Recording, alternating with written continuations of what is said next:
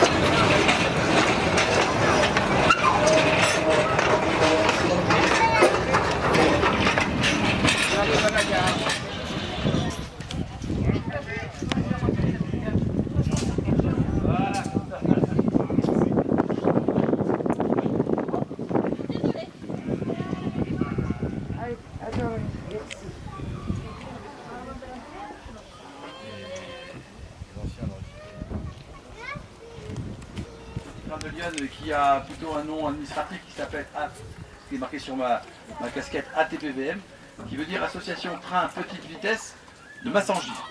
Donc bienvenue chez nous. Vous allez partir pour un petit voyage qui va durer entre 50 minutes et 3 jours. On vous a pas prévenu? À chaque fois je leur dis à la caisse de bien dire que ça pouvait durer 3 jours.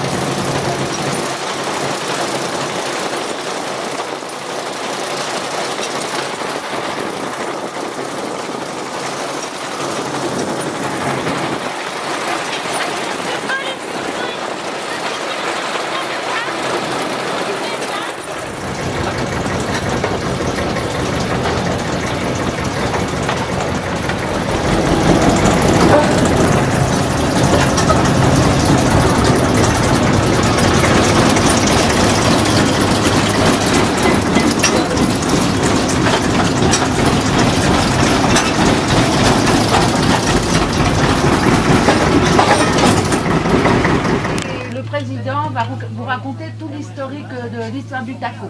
Hein, voilà, c'est pour ça que nous... On termine à descendre, on va...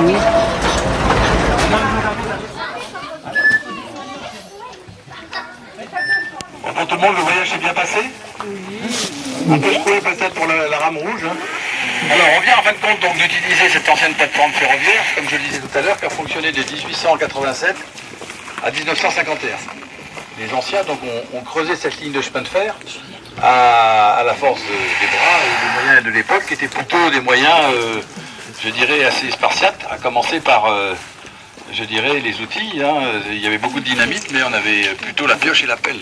Donc vous voyez comment la plateforme a été creusée et comment elle a été remblayée. Parce que si vous regardez bien ici, là, vous avez pratiquement 8 mètres de remblai qui permettent en fin de compte au train de passer le vallon. Là-bas, ils ont gardé, ils ont fait un pont, vous avez pu le voir tout à l'heure, un magnifique pont qui est encore d'époque, qui est toujours d'époque, et qui, à mon avis, il va encore durer longtemps. Alors, cette ancienne voie de chemin de fer, messieurs, dames, vous imaginez en 1887 l'intérêt que ça a été pour les gens de cette vallée de découvrir ce train, qui était en fin de compte un moyen de transport pour eux complètement nouveau, qui faisait peur d'ailleurs. Il faut savoir que quand même, il y a eu, comme on a aujourd'hui des pétitions pour par exemple des éoliennes, là on avait des pétitions parce que les trains à 15 km/h pouvaient changer l'équilibre, je dirais, humain et pouvaient amener des dangers sur la santé. C'était à chaque fois qu'il y avait du progrès, c'était souvent comme ça. Donc cette voie de chemin de fer arrive, permet en fin de compte aux habitants de la vallée du Serein de pouvoir se déplacer sur 70 km, mais une fois qu'on était à la Roche-Migène, on pouvait aller à Paris. Ça veut dire qu'on pouvait, messieurs, dames, de cette vallée, pouvoir rejoindre Paris en 2 jours. Et 2 jours, alors qu'on fait 2 heures aujourd'hui, ça fait rire, mais néanmoins, à l'époque, c'était un événement extraordinaire. D'ailleurs, les gens de cette vallée ont tous, pour la plupart, été à l'exposition universelle de Paris, parce que, en fin de compte, c'était à leur portée, quoi. Alors que, peut-être, je vais dire, pendant des années, ils ne voyaient Paris qu'à travers le Petit Illustré, le journal qu'on recevait avec 2 mois d'écart. Et oui, c'était ça, la presse à l'époque. Alors, ça a été, vous voyez, pour les gens de cette vallée, un apport énorme. Ça a été aussi économiquement un super boom économique pour cette vallée. Et 2 produits doivent beaucoup au train, et à votre avis, c'est lesquels? Donc, la pierre, parce que vous êtes à Massangy, mais autre, et pourtant beaucoup plus facile. Le vin. Eh oui. Cette ligne de chemin de fer, messieurs, dames, elle longe le Serein. Et le Serein, il passe où? Il passe à Chablis. Ça veut dire que la ligne de chemin de fer qui est ici, les 120 000 passagers qui passaient chaque année, passaient à Chablis avant d'aller à la Roche-Migène. Vous imaginez en 1887, lorsque le train est arrivé, on faisait monter le train, le vin de Chablis et des environs de l'Auxerrois, il était déjà connu depuis longtemps. Il alimentait déjà la capitale, mais d'une façon beaucoup plus difficile. Il fallait l'envoyer par flottage, c'est-à-dire qu'on mettait les barriques de vin sur le Lyon, et Lyon, au fil de l'eau, remontait jusqu'à Paris, à travers la Seine, et on pouvait là recevoir les barriques. Il fallait entre 2-3 semaines à 9 semaines, vous voyez, pour que les barriques arrivent. Là, en 3 jours, 2 jours, 3 jours, le temps qu'on charge et qu'on décharge, on avait les barriques de vin à disposition. Vous imaginez l'intérêt pour les cafetiers parisiens quand ils ont pu faire venir assez facilement les vins de l'Auxerrois, parce que je dis bien les vins de l'Auxerrois dans leur ensemble, et ces vins de l'Auxerrois partaient de la gare de Chablis. Pour ceux qui vont à Chablis maintenant, la petite anecdote, c'est de trouver la gare. Elle est très facile à trouver.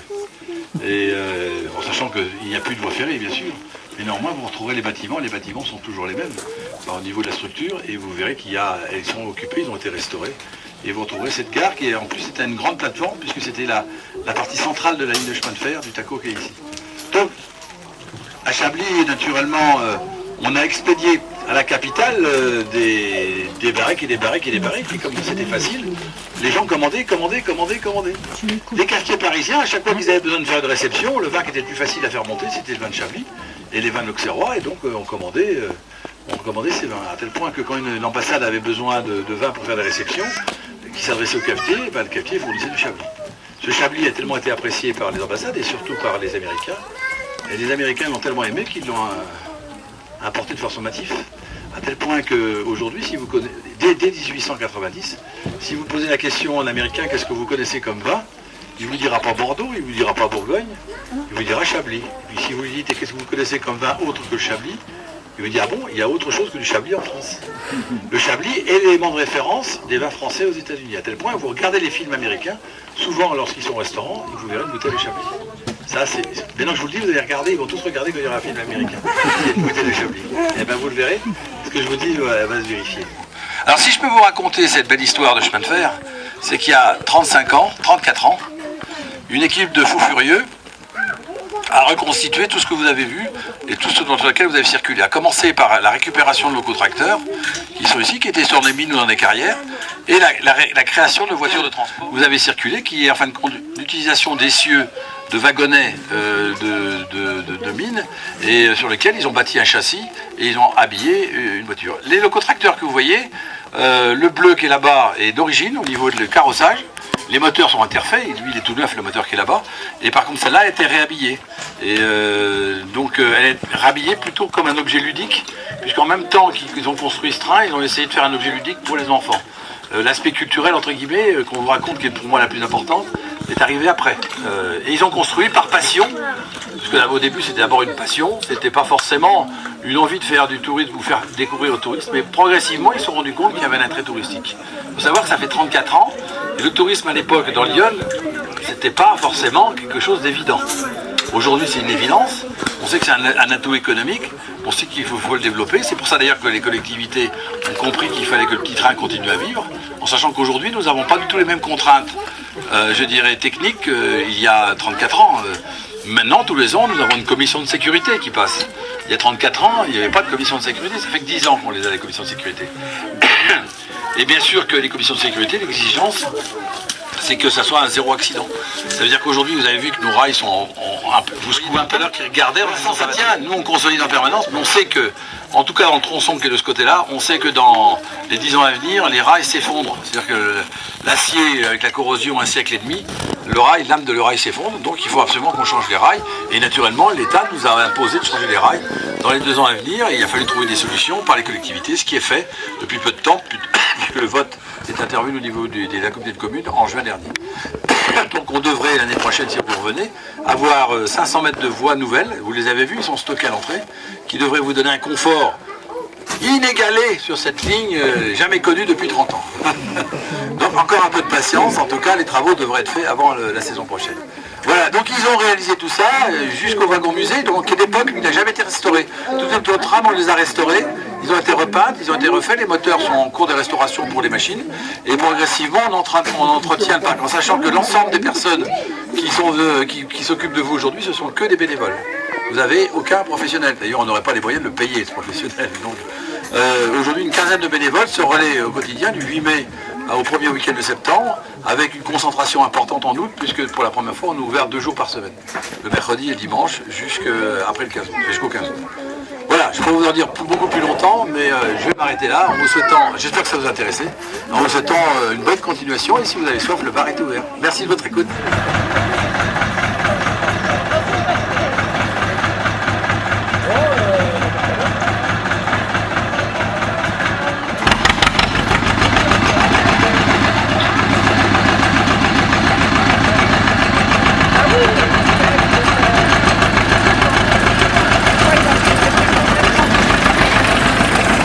Au revoir.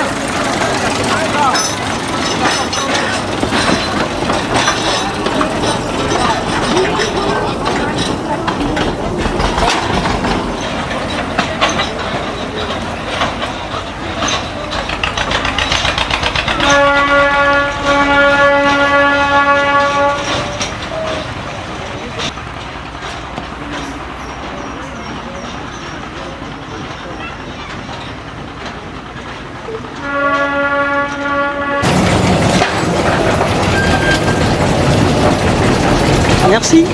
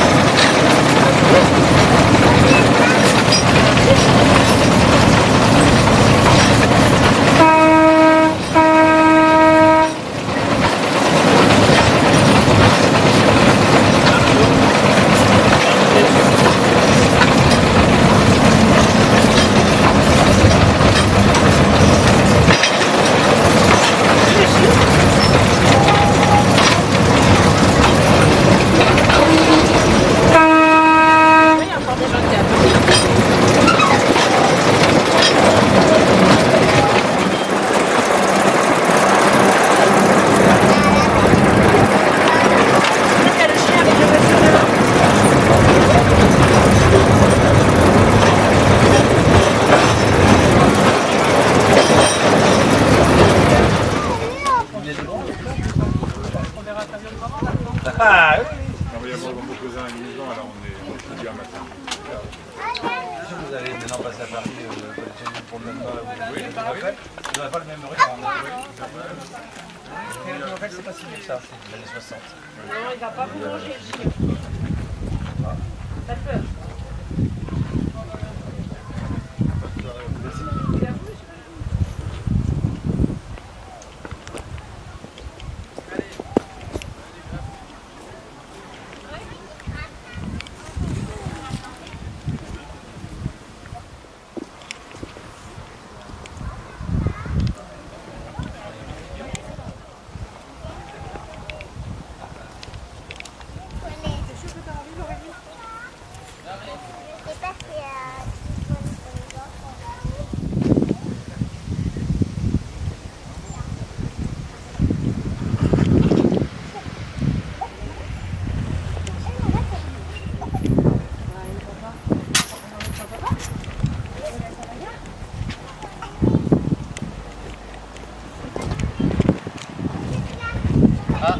Bah, je reste là alors.